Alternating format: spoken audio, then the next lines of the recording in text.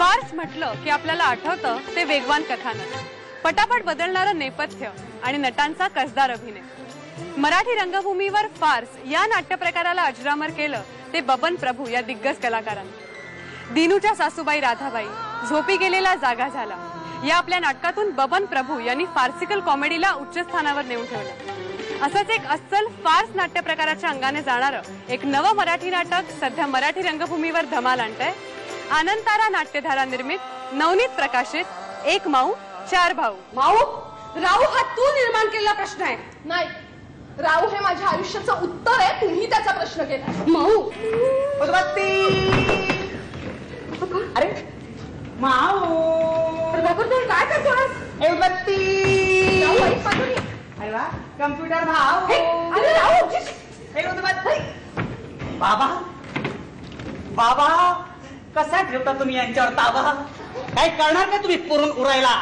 उलट आमचं प्रेम सगळ्यांना भरून त्यावर उभं राहून उदय माथ्यानं मिरवणार आहोत पितृतुल्य. हात धरतो मुलीचा माझ्या समोर. या नाटकाचं लेखन आणि दिग्दर्शन प्रसाद पंडित यांनी केलं असून रमेश वाणी आणि अंशुमन विचारे यांच्या या नाटकात मध्यवर्ती भूमिका आहे. एका सुंदर माऊच्या प्रेमात एक उदबत्ती विकणारा तरुण पडतो. मुलीच्या घरातून या प्रेमाला विरोध असताना या तरुणाचे 3 कलंदर भाऊ त्याच्या पाठीशी उभे राहतात आणि मग जी धमाल उडते ती आपल्याला या नाटकात पाहायला मिळणार आहे. तुला काय आवडेल, चहा की कॉफी? मला दूध आवडेल. शाबास. साखर घालून. उत्तम. काय असेल तर मजाची. अतिउत्तम. गाय नको का? गाय पहिल्याने मध्ये बोलू नये. माझं असं स्वतःचं म्हणणं आहे की मराठी रंगभूमीवरती असा प्रकार हा पहिल्यांदा आलेला आहे. गोष्ट वेगळी नसली तरी ट्रीटमेंट ती अतिशय वेगळी आहे, जी आजपर्यंत तुम्ही अनुभवली नसेल, बघितली नसेल. हे 3 मेन कॅरेक्टर्स, 3 भाऊ, हा मुलगा आणि हे 3 भाऊ म्हणजे 4 भाऊ, आणि ती माऊ नावाची जी मुलगी आहे ती माऊ म्हणजेच एक माऊ 4 भाऊ. काय रे? गरुडाचा फोन. लवकर या. कुठे तुम्ही? लवकर या. इमर्जन्सी आहे. नाही सध्या हर्ष नको, एकटेच या. काय म्हणताय? टक टक टक टक टक. 5 मिनिटं पोचताय. पोचा बाबा, लवकर पोचा. यानं पोचवा. फिनिश फिनिश ब्लॅक महा. आता आमचे दादा तुमची जीप तुमच्या खसात घालतात की नाही बघा, आणि नाना तुमची तर टांग शिवेशीला टांगतात की नाही बघा. एक माऊ 4 भाऊ या नाटकात मी राहूची भूमिका करतोय, जो माऊवर अतिशय म्हणजे जबरदस्त प्रेम करत असतो.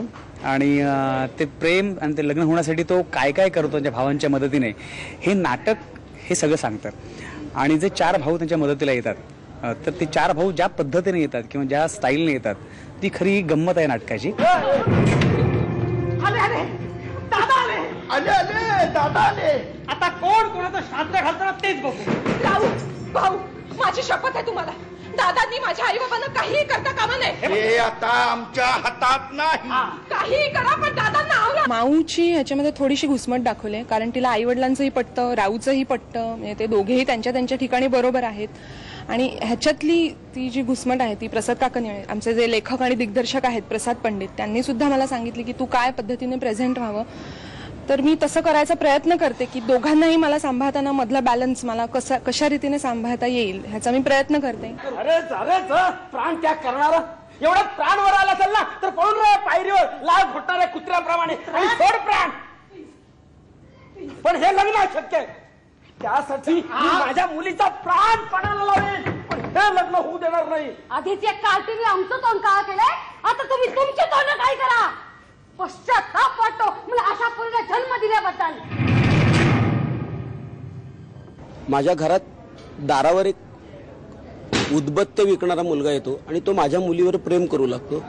आणि ही गोष्ट कोणत्याही मध्यमवर्गीय सामान्य माणसाला ही न पटणारी गोष्ट आहे की एक सामान्य उदबत्ते विकणारा मुलगा माझ्या मुलीवर प्रेम करतोय आणि तिच्याशी लग्न करू पाहतोय, आणि ते मला तसं सहन होत नाही. आणि मग मी त्याला तो विरोध करतो, तर तोही मला हट्टाने पेटतो आणि म्हणतो मी लग्न केलं तर तुमच्या मुलीशीच करेल, आणि भावांची वगैरे भीती घालतो.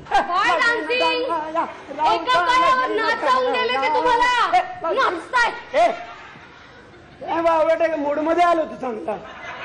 मारे मगाशी म्हणत होतात प्राण गेले तरी तुझं लग्न होऊ देणार नाही. आता काय झालं? मी माऊच्या आईचा रोल करते आणि ती थोडीशी गावरान पण तिला इंग्लिशची आवड आणि इंग्लिश शिकते, त्याच्यामुळे तिला इंग्लिश सारखं सारखं बोलावंसं वाटतं आणि ती सगळीकडे इंग्लिश बोलते. त्यात हे थोडंसं वेगळं कॅरेक्टर घेतलंय आणि खूप धावपळ या नाटकामध्ये मी केली आहे. पण माझं सगळं खटाटोप आहे तो माऊचं लग्न थांबवण्यासाठी. नवरदेव कसे आले नाहीत अजून? मला विचारायचं होतं. इकडे कुठे आहे तुझा भटजी? तो म्हणाला होता वेळेवर एंट्री घेतो. It will come, it will come. नक्की कुठे आहे तुम्ही? त्या भावांवरती कंट्रोल करण्यासाठी ते आई वडील काय करू शकतात किंवा त्यांनी काय केलेलं आहे आणि त्याच्यातून परत एक नवीन त्रांगडं काय उभं राहतं हे बघणं आणि अनुभवणंच एक वेगळी मजा आहे. म्हणजे आम्हाला लोकांनी बघितलेलं येऊन असं सांगितलेलं की हे नाटक आम्ही आणखी एकदा पाहू. म्हणजे विनोदी नाटक रिपीटेडली पाहणं असं असे प्रेक्षक मिळणे फार वेगळा अनुभव आमच्यासाठी आहे आणि ते मला विचाराल तर खरं यश आहे नाटकाचं. दादा छोटी मूर्ती धन्य तुम्हारी कीर्ती तुम दादागिरी करते. साखर पुड्याला सुरुवात करा.